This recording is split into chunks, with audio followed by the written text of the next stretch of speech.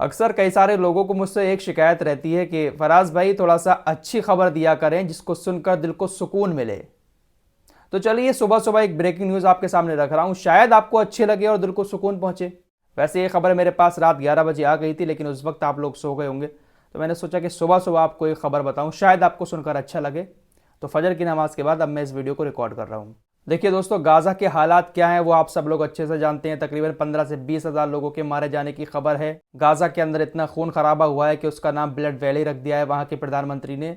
तो हालात आपको पता ही हैं, इसलिए ऐसी खबरें बहुत कम आ रही हैं जिसको सुनकर आपके दिल को सुकून पहुँचे।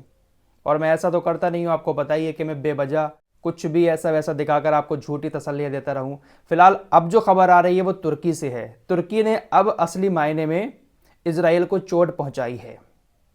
जब कोई काम अच्छा करेगा हम उसकी तारीफ करेंगे, और जब कोई काम गलत होगा तो हम हमेशा कटघरे में खड़ा करते रहेंगे, चाहे फिर वो कितना ही बड़ा नेता क्यों ना हो। तुर्की के रवैये पर लोग सवाल उठा रहे हैं, हमने भी उठाए, क्योंकि तुर्की उस तरह के काम नहीं कर रहा है जिस तरह की वो छवि रखता है। फिलहाल अब खबर ये आ रही है कि तुर्की ने इजराइल को आर्थिक तौर पर एक बड़ी चोट दी है, और वाकई में ये चोट बड़ी है। तुर्की के अंदर कल संसद चली और संसद के अंदर एक फैसला लिया गया तुर्की की कि देश के अंदर जितने भी रेस्टोरेंट हैं, कैफ़े हैं, मॉल हैं, शॉप्स हैं, उन सभी जगहों से कोका कोला और नेस्ले के प्रोडक्ट हटाए जाएंगे। देश के अंदर अब कोका कोला और नेस्ले के प्रोडक्ट इस्तेमाल नहीं होंगे।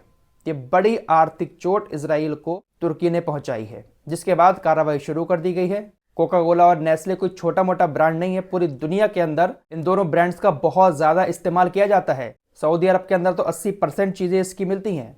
तो इजराइल का सबसे बड़ा इनकम का सोर्स है ना, वो ऐसी कंपनियां ही तो हैं, वरना इजराइल तो छोटा सा है, पैसा कहाँ से आ रहा है। तो ऐसी बड़ी बड़ी कंपनियां इजराइल के पास हैं जो पूरी दुनिया में राज कर रही हैं। कोका कोला नेस्ले कोई छोटी कंपनी नहीं है। तुर्की की संसद के अध्यक्ष नुमान कर्टुलमस की तरफ से ये फैसला लिया गया है। तुर्की के अंदर छोटी से छोटी, बड़ी से बड़ी अब दुकान पर, रेस्टोरेंट, कैफे, जो भी चीज़ें हैं, हर जगह पर इन चीज़ों को हटा दिया गया है।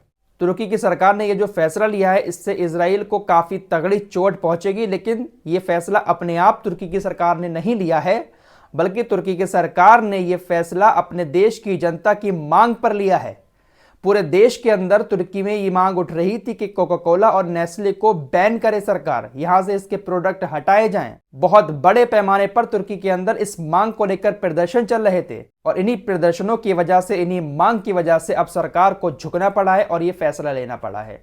यह बात बाकायदा संसद के अंदर कही गई है कि हम ये जो फैसला लेने जा रहे हैं ये अपनी जनता की मांग पर लेने जा रहे हैं। जनता बहुत ज़्यादा विरोध कर रही है इजराइल के इन प्रोडक्ट्स का, क्योंकि इजराइल गाज़ा के अंदर जो कर रहा है ये जनता को पसंद नहीं आ रहा है, इसलिए जनता की मांग पर हम ये फैसला लेने जा रहे हैं।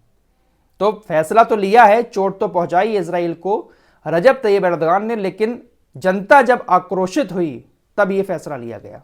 सुबह सुबह ये एक ब्रेकिंग न्यूज़ थी जो मैंने आपके सामने रखी। मिलते हैं एक और नए वीडियो के साथ, तब तक के लिए अपना ख्याल रखिए।